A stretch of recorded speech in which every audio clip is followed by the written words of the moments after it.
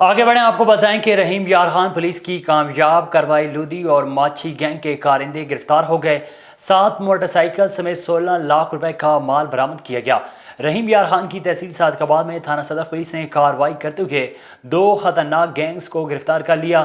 منشیات فروشوں سے 337 لیٹر شراب اور 2140 کلو چرس برآمد کی گئی اور 25 اشتہاری ملزمان بھی گرفتار کیے گئے۔ ملزمان سے برآمد کیا گیا سامان ان کا اصل مالکان کے حوالے کر دیا گیا۔ نواب ولی محمد کے نزدیک گاؤں میں عید میلاد النبی کے جلسے کا انعقاد کیا گیا۔ جلسے میں سندھ کے مختلف علاقوں سے بڑی تعداد میں مختلف مکاتب فکر سے تعلق رکھنے والی شخصیات نے شرکت کی۔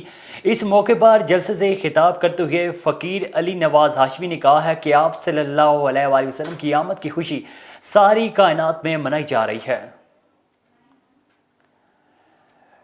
ٹھٹہ میں محکمہ جنگلی حیات نے کیرتھا نیشنل پارک کی حدود میں نایاب اور قیمتی درختوں کی کٹائی کے خلاف کارروائی کی۔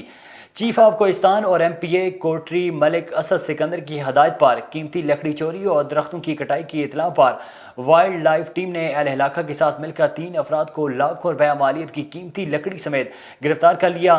لوڈ ٹرک تحویل میں لے لیا گیا۔ ملک اسد سکندر کا کہنا تھا کہ ہم کسی کو کوہستان میں درخت کاٹنے کی اجازت نہیں دیں گے۔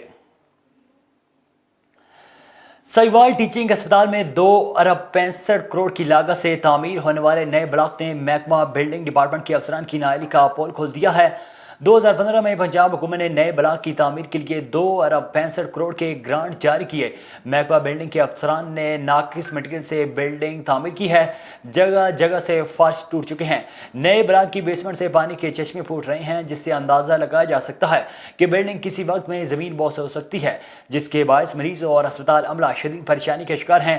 حالانکہ پنجاب حکومت نے نئے بلاک میں کروڑوں روپے کی مشینری بھی نصب کر کے تمام وارڈ شفٹ کر دی ہیں، لیکن محکمہ بلڈنگ نے ابھی تک بلڈنگ ٹیچنگ اسپتال کے ہینڈ اوور نہیں کی۔ حالانکہ قانونی طور پر محکمہ بلڈنگ کا ایگریمنٹ ختم ہو چکا ہے۔ حجرہ شاہ مقیم گورنمنٹ گرلز اسکول میں ہیڈ مسٹریس نے طالبات کو مزدوروں کے ساتھ کام پر لگا دیا۔ ویڈیو سوشل میڈیا پر وائرل ہو گئی۔ حجرہ شاہ مقیم کے نوائی علاقے Ram Parshad government girls elementary model school میں بچیوں سے مزدوروں کا کام لیا جانے لگا۔ ہیڈ مسٹریس ساجدہ بچیوں سے مشقت کروانے لگیں۔ طالبات کو اینٹیں اٹھانے پر لگا دیا گیا۔ بچیوں کے والدین کی جانب سے اعلیٰ حکام سے نوٹس لینے کا مطالبہ کیا گیا ہے۔